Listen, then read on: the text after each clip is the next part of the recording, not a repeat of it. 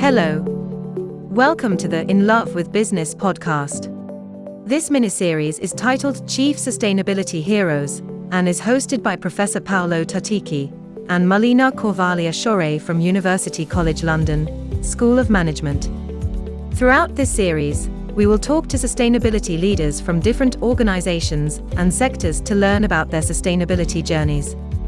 We will ask them about their career paths, the challenges they encountered in implementing complex strategies of sustainable transformation, and what inspired them along the way. We will also ask what advice they would offer to aspiring chief sustainability officers. Enjoy the episode. In today's episode, we are joined by Elisa Moscolin, Executive Vice President, Sustainability and Foundation at Sage. Sage is a leading multinational enterprise software company based in the UK. The company employs more than 11,000 people and supports millions of small and medium-sized enterprises across 20 countries globally. Elisa has been with Sage in this position since 2022, and she's also a board member for the Chartered Banker Institute. Elisa, it's a pleasure to have you in our show. Hi, really nice being here with you today. You're welcome. Thank you. So we're going to jump straight. And as you know, in this show, we speak with chief sustainability officers of different type of organizations in different industries. And we want to know, how do you drive change in your organizations? And therefore, my very first question to you starts with an understanding of your background. If you can share what your story is and your path to becoming a leader in sustainability, that would be interesting for our audience. Sure. But the reason why I became a sustainability professional links back to a trip I did when I was a teenager. So I spent about a year in the Andean, in a very small village. And I met a boy when I was there who worked cleaning shoes. And as a young teenager, I realized how unfair and unequal the world is. And it hit me very hard. So I went back, studied diplomacy, and really tried to find a way to change the world, try different things, and then stumbled on this beautiful thing called CSR, Corporate Social Responsibility. And it was love at first sight because I realized how much potential there was in this area to really change the world. At the end of the day, businesses are the backbone of economies, small and large, medium businesses. They drive economies and they have a lot of power, right? So I felt that if I could change the way they operate, if I could help them operate in a more sustainable, ethical, responsible manner, then I could leave behind a better world. I could create a world that's more equal. And I could look at that boy in the eyes and say, look, I know this is really utterly unfair, but I've done my bit to make it better. Yeah. And so before joining Sage, you worked for other organizations. You always worked in sustainability teams, or you had other experiences in other corporate functions? I have. So I can give you the official run through my professional background to be on the story. So look, yes, I started in sustainability. So I'm one of those few people who can say my whole career has been in sustainability since inception.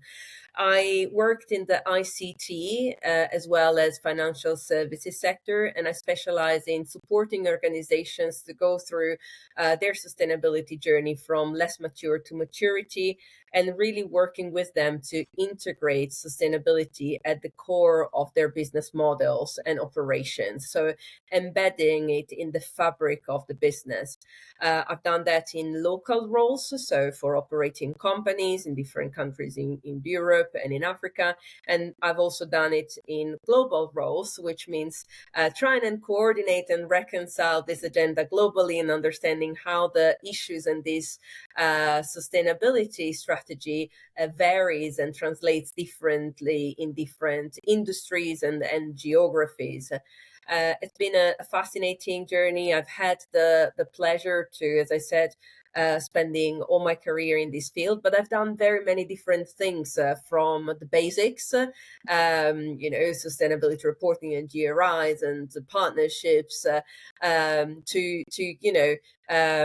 also experiencing how we have managed, I think, as a practice to evolve and elevate sustainability in the business.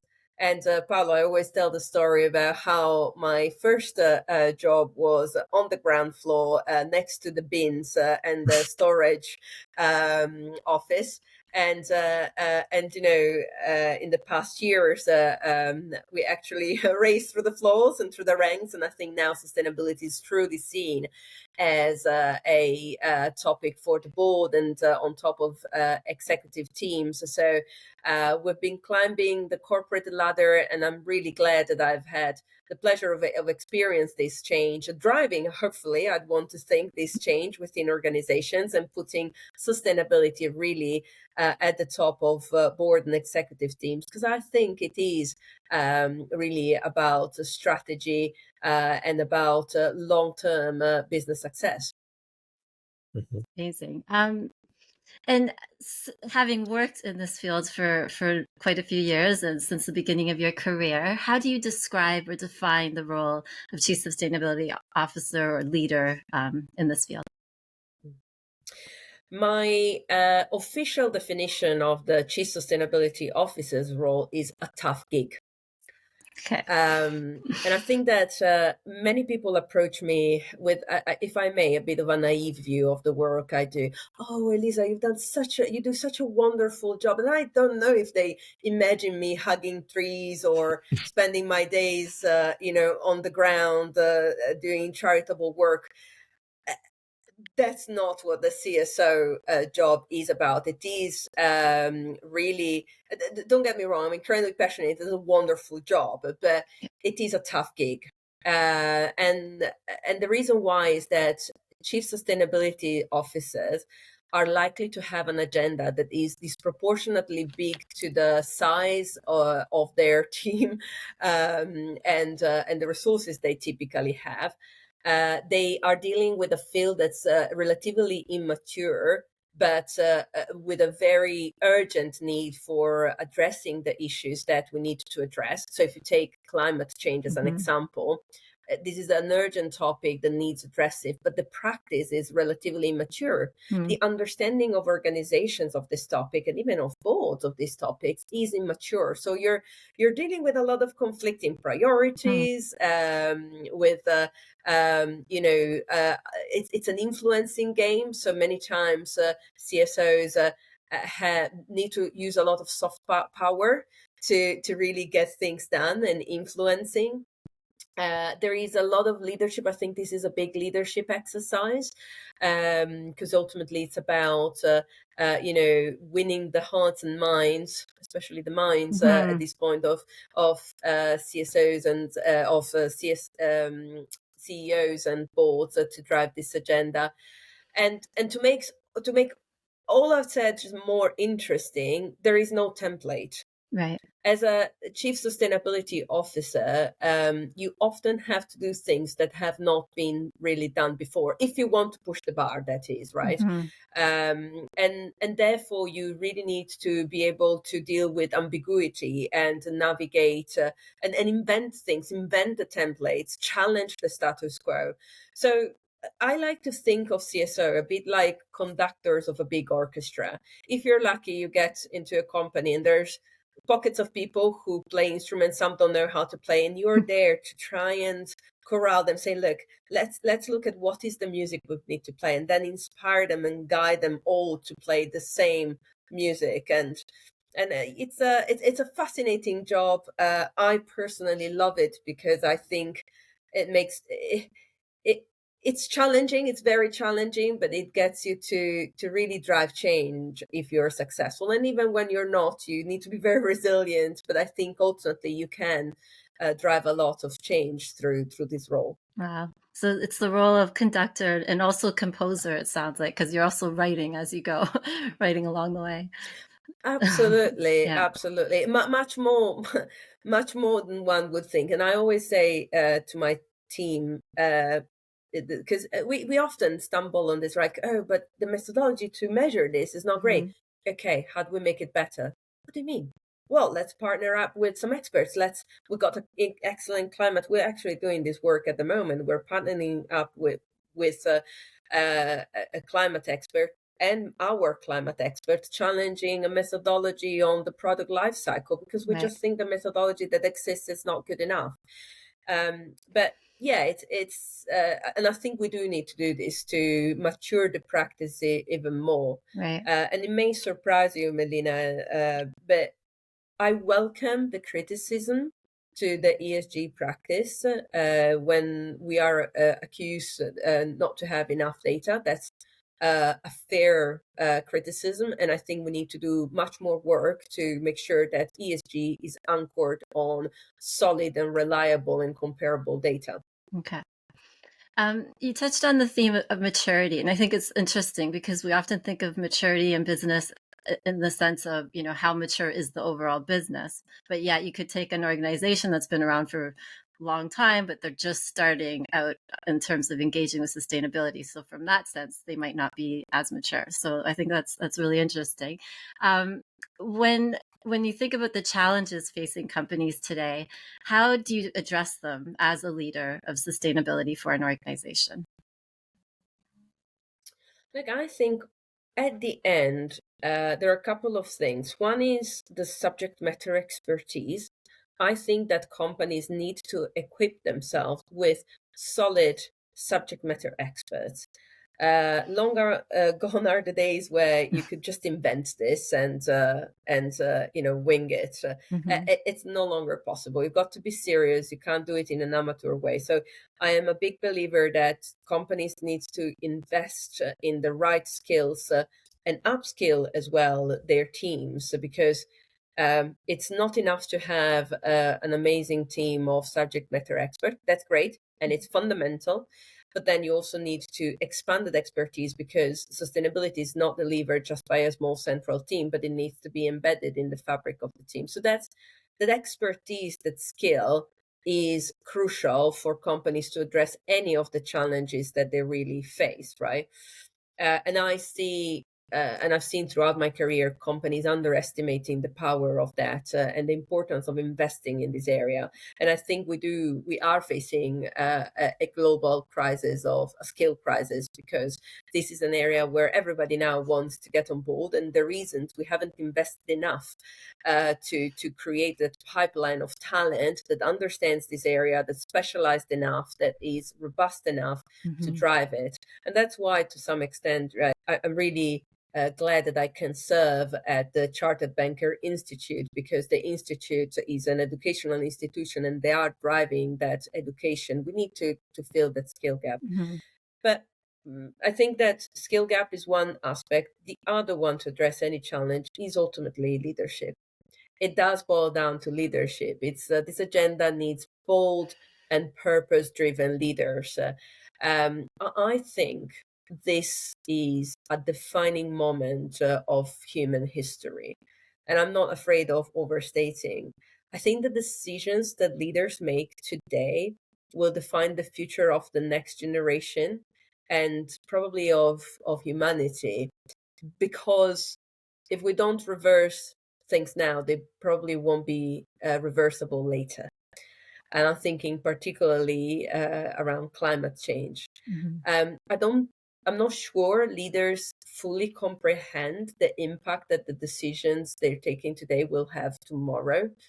And I think sustainability professionals, CSOs, have an incredibly important role to awake leadership and make sure that we don't do anything we'll come to regret.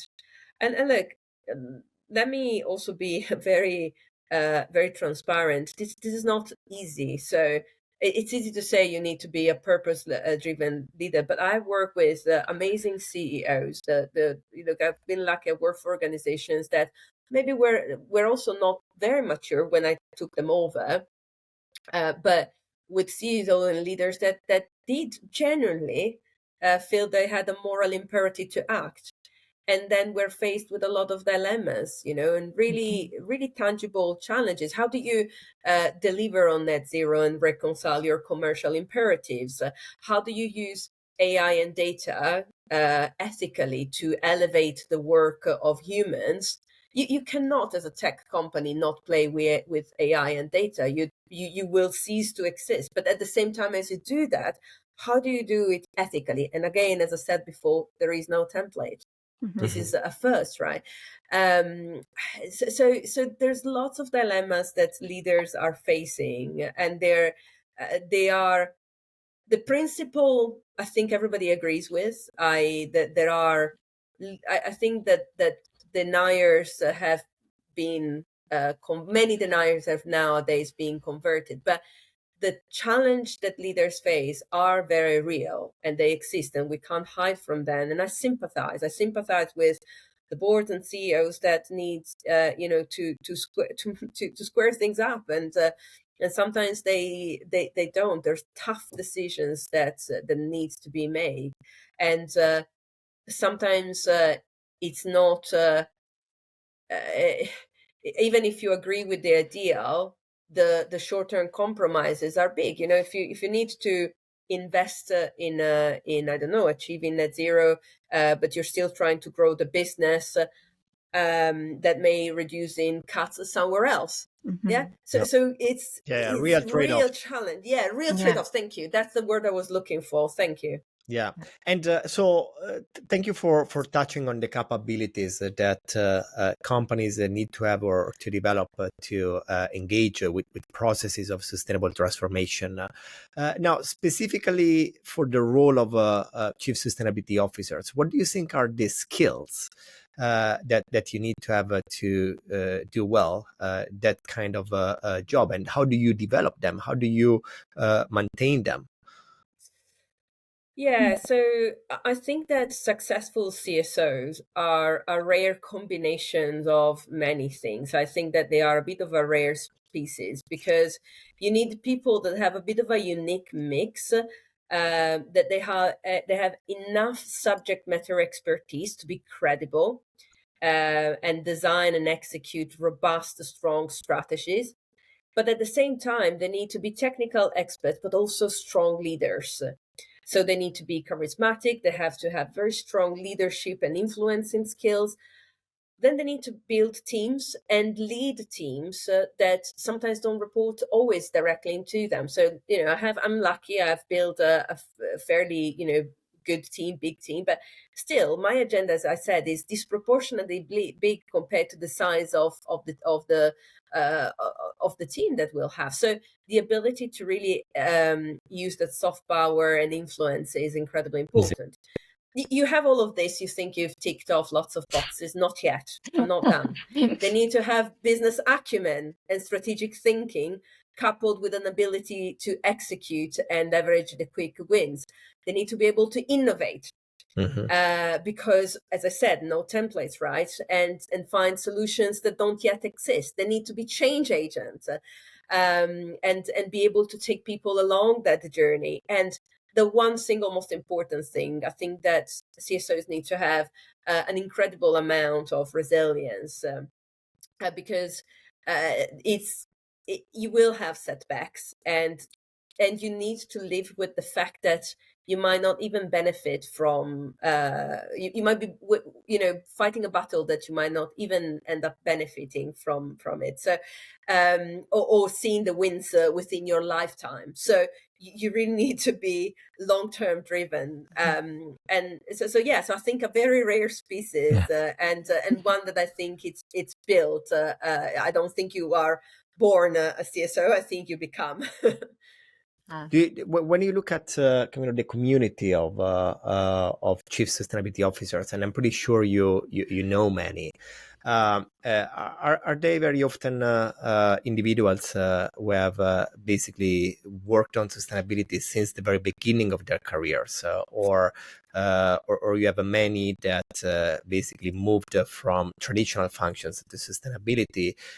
And if so, do you see difference in the leadership style, in the approach to sustainability when that is the case?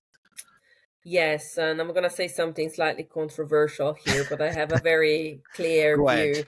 view. Um, so like, I think we are, as I mentioned before, looking at a big challenge. Companies are struggling with a war for talent in the sustainability arena. There is very high demand and not enough supply. We haven't created that pipeline of talent.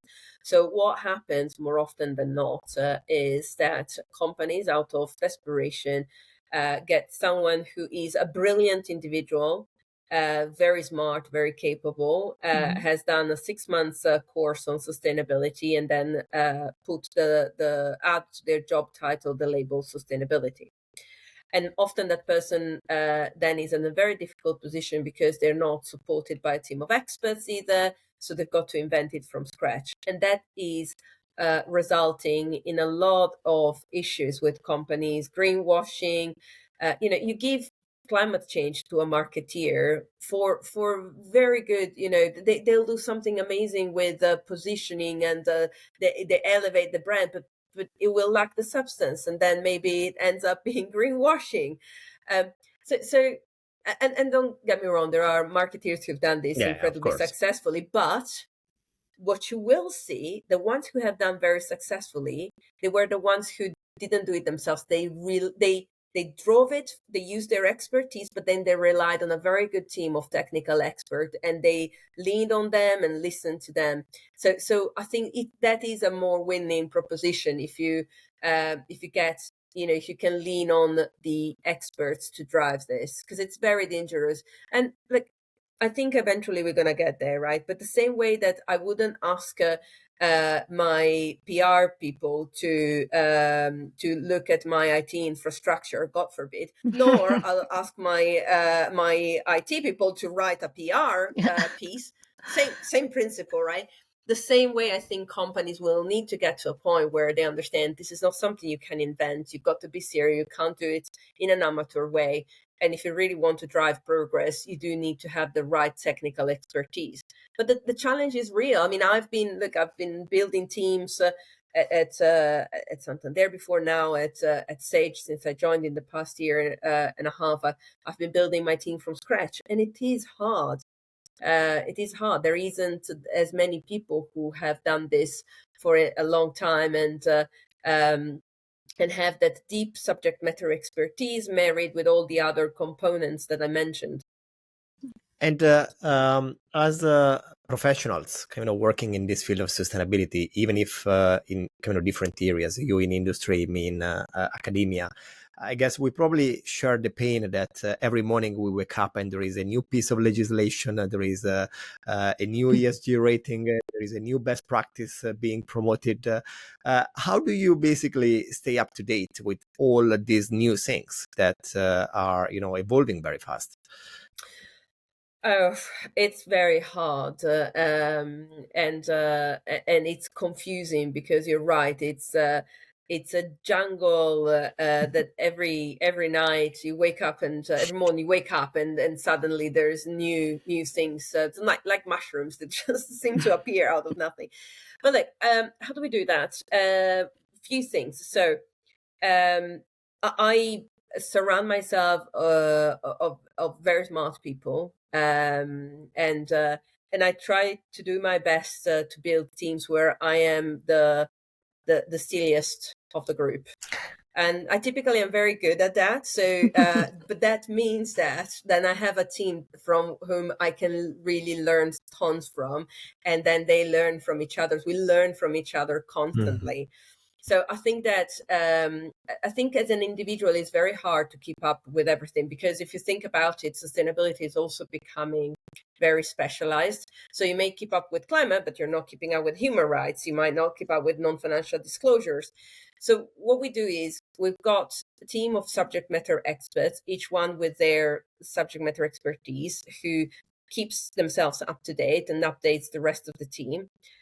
We do benefit from, collaborations with yourselves and others, which always bring, I think academia is fantastic in bringing the latest, thought leadership pieces, challenging and methodologies. I think that's great, and we need to keep doing more and more of that.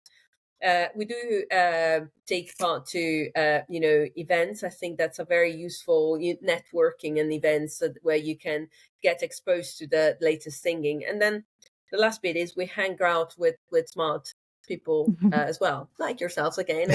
And, you absorb a lot, so I think sometimes it's, at least for myself, what I find it's hard to just go through all the newsletters and make sense out of it. But then you maybe go to a dinner or you go to an event where you talk about ISSB, and then suddenly starts falling to pieces into places, and then it's like, oh, okay, now what are you doing with that? Because it's also, it's not just about the piece of legislation or the new thing, is the so what, that it's very hard sometimes to say, well, okay, and what have I got to do with that now?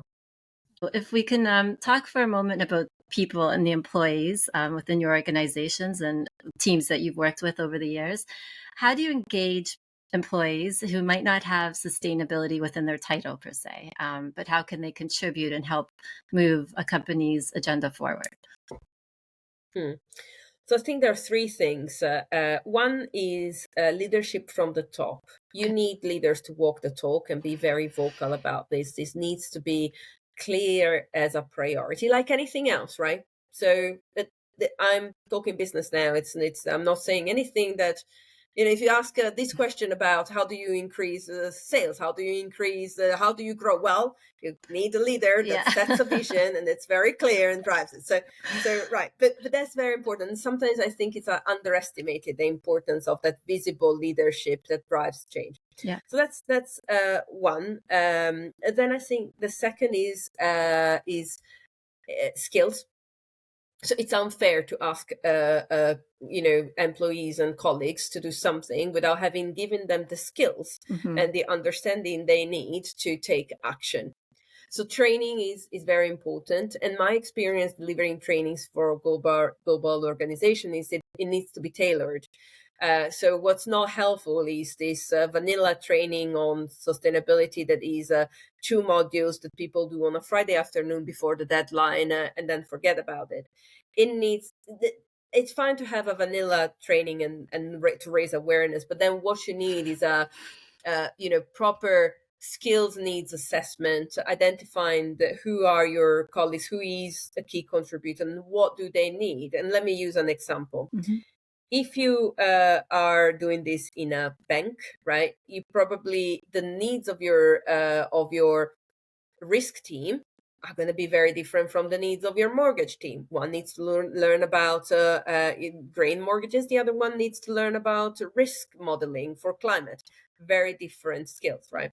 If you're in a software company, which I'm now, the needs from a sustainability perspective and training of my engineers who need to design products for sustainability, need to make them more efficient, who need to code in a certain way, who need to think about bias and ethics in AI. They're very different from the needs from my operations team or my sales team, who instead needs to maybe nudge customer to more sustainable products and so on and so forth. So tailored training and skills. The third aspect is it's really about incentives and levers, I call them, right? So again, business basics, business 101 for any MBA student. Companies need targets. If something's got a target and it's measured, likely it's going to happen. So again, very basic, but often forgotten. One of the first things I do in organization is, okay, let's put this in the incentives plan. Let's put it linked to remuneration, link into the bonus. And that's an immense catalyst for focus. So you link ESG into long-term incentive plans, remunerations, frameworks, bonus, and then most importantly, so that it trickles down into leadership's objectives. And each company has a different way to call them, but however you call them, OKRs or key performance indicator, doesn't matter, but you need to capture that target and it needs to be from the top. So work that I have done that has worked quite well in the past has been working together with the both the CEO and management team, executive team, setting those targets and then trickling them down through the organization. That really helps because then people feel, well, if my boss has this, I have it, and I am, and this is how we deliver it. It really helps you drive a focus and make sure it stays as a priority and no one forgets it. So I think, in my experience, these three levers are very powerful. Then there is a whole bunch of other things, right? Advocacy, thought leadership, awareness raising, and so on and so forth, that are the soft things that help a lot to drive momentum. Making sure you take the wins, because this is a long-term thing. It's a big battle, and you need to make sure that you're resilient, to rebuild resilience and build momentum and keep momentum in the organization. But those three, the leadership from the top, the training and skills, and embedding into reward system, I find are very powerful tools. I definitely agree with all of them, and I think linking executive remuneration to ESG performance is really key for accelerating these processes of sustainable transformation. Of course, it is also important to evolve the governance framework and to organize sustainability. I think this is, especially key for success in very large global organizations. So can you say a little bit more about how sustainability is organized in your company, who you report to, how do you interact with the chiefs of other functions in the organization? Yeah, I think that's very important. And I mentioned earlier on how much sustainability has grown and has been elevated through the ranks of organizations. So I am a second line to the CEO. So I report into one of the executive teams. I could report virtually to any of them, because I work very collaboratively with each one of them. And throughout my career, I've been sitting in many different homes, from corporate affairs to marketing teams to strategy team and CEO offices and HR teams. So you name it, I've been pretty much Airbnbs throughout the organization. But the important thing is I've been always very connected. Different stages of my career and also different maturity organizations, but always working towards building that relationship with the executive team and boards. And I think that's crucial, right? So also when I started this in the banking, when also the banking sector was less mature than it is today, what really helped us being successful was building that relationship with investors, with board, and with the executive team to raise their awareness, educate them to some extent, but take them through that journey and inform that journey right with them. So at the moment at Sage, as I said, second line to the CEO, we have an amazing team of sustainability subject matter experts that sits underneath me. And we also rely on a fantastic foundation who's worked very well, and I think has built a lot of engagement across the business, and is giving us a fantastic platform for us to build on. In terms of hard governance, we have created a sustainability committee, which is a subset of the executive team, and a non-executive director from our board also often joins our quarterly meetings. This committee reports into the full executive team as well as to the board, providing updates quarterly on progress. We are very frequent guests of our board. So we report into the board twice a year. One is a backward-looking session where we go towards the end of our financial year to say, well, this is results. And then we go back in February, typically, when we do a forward-looking session. We also meet with the Audit and Risk Committee, which is a board-level committee reporting into the board, and actually has most of its members are board members. So in reality, as you can tell, we hang out with the board quite a lot, and we report to them either 3 times a year. So that makes, if I haven't lost count, 5 times a year in total. And to the Audit and Risk Committee, we report on TCFD, our climate progress, as well as non-financial disclosures.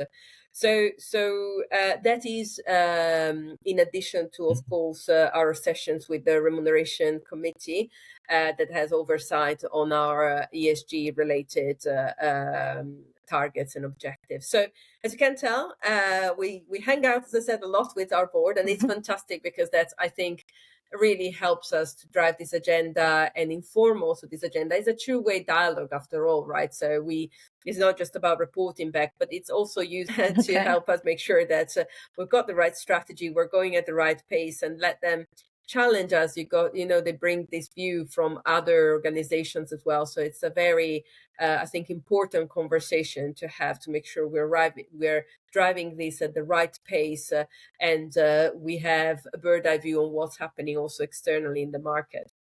Okay. I think this is a perfect segue to the next question. And this might sound a bit like a board meeting question, but thinking back to all of the work that you've done so far, and then looking ahead, and when you think about the challenges facing the world today, how are you feeling? Are you feeling optimistic about the progress that's being made and the contribution that businesses are making to make a better world? Yeah, well, look, I don't think we have an option but to be optimistic, and regardless, I think we don't have an option. So I think this is not a choice, really. It is a defining moment, I think, of human history. So I don't think we have an option but giving our best. There are a lot of but when you do this job, right? We want to achieve net zero, but there is no methodology, but it's difficult, but this, but that. I think that, yes, we need to be cognizant of the challenges, but we do need to play to win. We have no options but winning here. And we do need to really play to win. We need to train to win, and we need to play to win, regardless of that's complicated. Like when you do leadership sessions, and I hate sport metaphors because or analogies, because I never really know the sport, and I then start an analogy and it always goes utterly wrong because I don't know enough about I'm sure your point is made. But I do think when you hear athletes talking about, for example, the Olympics, none of them, the ones who have won the gold, no one of them tells you, oh yeah, I trained, but it's hard, I'll never win, really. They all go in and focus and go for the gold. So that's what I'm also telling my company and my team. I know it's hard, and it's supposed to be hard, but you've got to play to win. There is no other choice. Athletes who go for the Olympics, they play for the gold. We need to play for the gold here. And there is the humanity at stake. So if that's not enough of a motivation to win the gold, I'm not quite sure what is.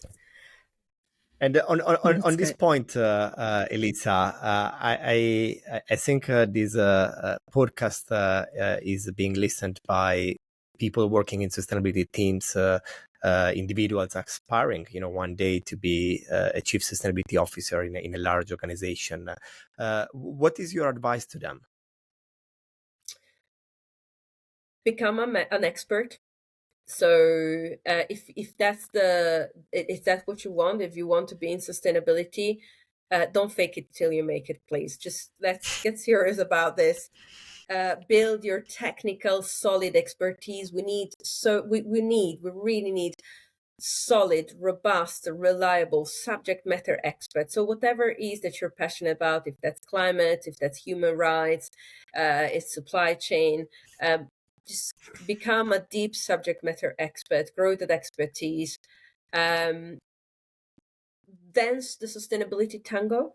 That's how I call it. So I think be prepared that it's not going to be straight. It's not going to be linear. You're going to be you're going to go a bit forward and suddenly a bit backwards. We're going to be a bit on the right. And dance it, that's fine. Be the master of that choreography, embrace it, and be aware that that's it. Build your resilience, I would say.